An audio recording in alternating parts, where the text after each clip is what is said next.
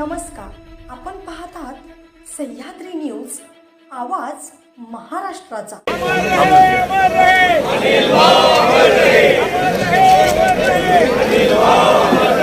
आणि महाराष्ट्रातील जनतेच्या आदरांजली अर्पण करीत आहेत। सांगली जिल्ह्याचे पालकमंत्री नामदार सुरेशभाऊ खाडे हे जिल्ह्याच्या वतीनं या ठिकाणी पुष्पांजली अर्पण करीत आहेत। त्याचबरोबर महाराष्ट्र राज्याचे सन्माननीय मंत्री माननीय शंभूराजे देसाई साहेब, त्याचबरोबर आदरणीय स्वर्गीय भाऊंचे सहकारी नामदार दीपकराव केसरकर साहेब हे या ठिकाणी पुष्पांजली अर्पण करत आहेत। गोरे भाऊ हे आदरांजली व्यक्त करीत आहेत। सांगली जिल्हा काँग्रेसचे अध्यक्ष आमदार विक्रम सावंत हे या ठिकाणी पुष्पांजली अर्पण करीत आहेत। आमदार सुधीर भाऊ गाडगीळ हे या ठिकाणी आदरांजली व्यक्त करीत आहेत।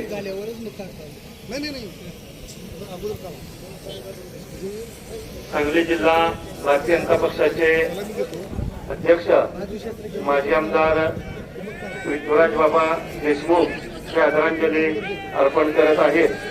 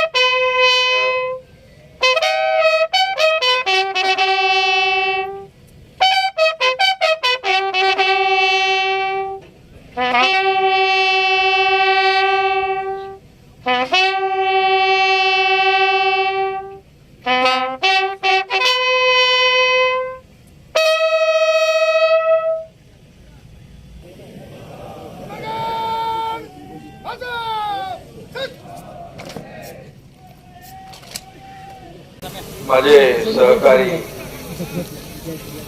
ज्येष्ठ आमदार अनिल भाऊ बाबर यांचा दुःखद निधन झालं।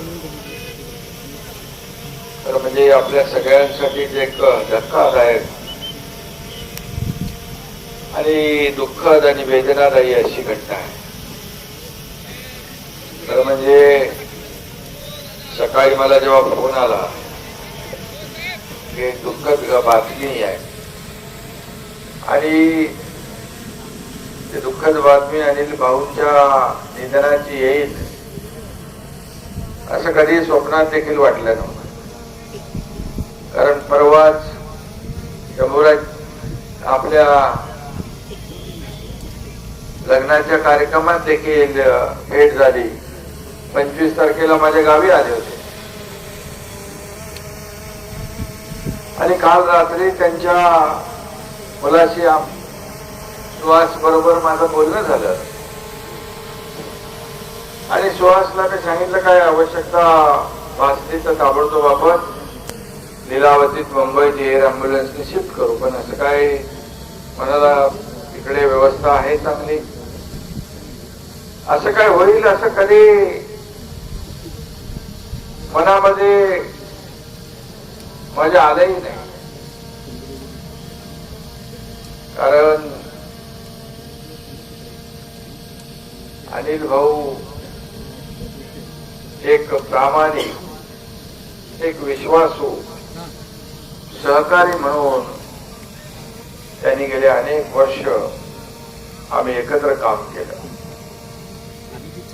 खरं म्हणजे आजची ही घटना माझ्यासाठी अतिशय एक दुःखद, एक कुटुंबातला एक सदस्य आपल्या गेलाय. आमच्या संघर्षाच्या काळात देखील अनिल भाऊ अगदी ताकदीने, जिद्दीने, एका विश्वासाने उभे राहिले, खांद्याला खांदा लावून उभे राहिले.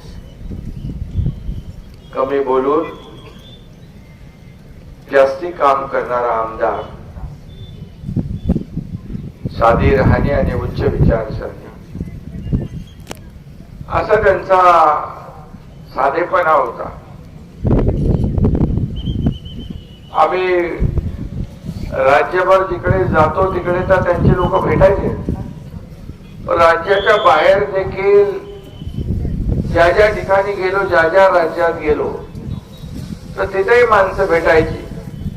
आम्ही अनिल भाऊंची माणसं आहोत, त्यांच्या मतदारसंघातले आहोत, त्यांच्या नात्यागोत्यातले आहोत. म्हणजे पूर्ण देशभर अनिल भाऊंचा एक गोतावळा पसरलेला, पसरवलेला, जमवलेला आपण पाहिला. पाण्यासाठी त्यांनी तर आपल्याला माहित आहे खूप प्रयत्न केले. पाणीदार आमदार म्हणून देखील त्यांना लोक म्हणायचे. आणि त्यांनी हे कार्य करत असताना गेल्या वर्षापूर्वी आपल्या सहचारीने आपली पत्नी गमावली. पत्नी विरह देखील त्यांनी सहन केला. तर कधीच त्यांनी असं चेहऱ्यावर, मनामध्ये सगळं साठवलं, परंतु त्यांनी कधी दाखवलं नाही. हा त्यांचा मनाचा कितीतरी मोठेपणा मी जवळून पाहिलाय. आणि त्यांचे अमोल, सुहास, हे दोन मुलं, कुटुंब, परिवार, हसता खेळता परिवार आज आपण दुःखाच्या छायेत सापडलेला पाहतोय. त्यामुळे मी आपल्याला पुन्हा एकदा एवढंच सांगेन की आपण हे दुःख, आपण हे आपल्या सर्व आपटेष्ट परिवार यांना आपण, तुम्ही आता दोघांनी धीर द्यायचं आहे. आणि मी पुन्हा एकदा अनिल भाऊंना मनापासून या ठिकाणी महाराष्ट्र सरकारच्या वतीने भावपूर्ण आदरांजली वाहतो. ओम शांती. वाढदिवसामध्ये 45-50 मिनिटाचं भाषण, आक्रमक भाषण त्यांचं झालं. असं वाटत होतं की भाऊ आजारी असं त्यांनी भाषण केलं होतं.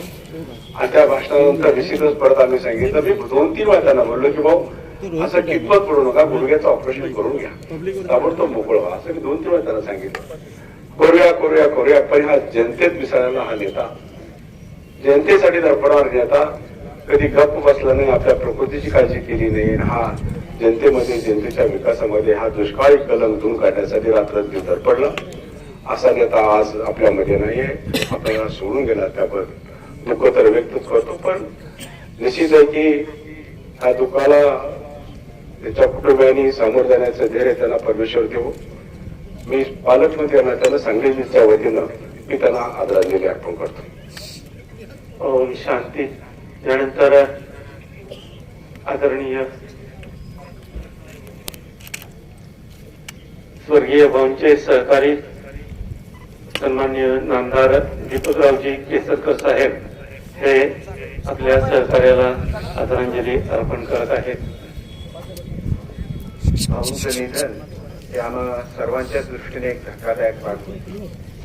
7 तारीखला मी आणि माझे बरेचसे मंत्रिमंडळातले सहकारी हे पाहून, परंतु त्यांची खरी नाळ इथल्या जनतेशी जुळलेली होती आणि त्याच्यामुळे आपल्या लोकांना पाणी मिळावं याच्यासाठी त्यांनी जो लढा दिला तो महाराष्ट्रामध्ये क्वचितच कुठल्याही लोकप्रतिनिधीने दिला असेल. म्हणून त्यांच्याबद्दल अतिशय आदर हा त्यांच्या प्रत्येक सहकार्याच्या मनामध्ये होता आणि म्हणूनच नेहमी आम्ही सर्वच जण आदराने नेहमी त्यांच्याशी वागायचो. ते आमच्यातले सर्वात ज्येष्ठ होते आणि ते ज्येष्ठत्व त्यांच्या कृतीमधून त्यांच्या वेगवेगळ्या विचारामधून नेहमी व्यक्त होत होतं. अशा एका ज्येष्ठ सहकार्याला महाराष्ट्र मुकलेला आहे.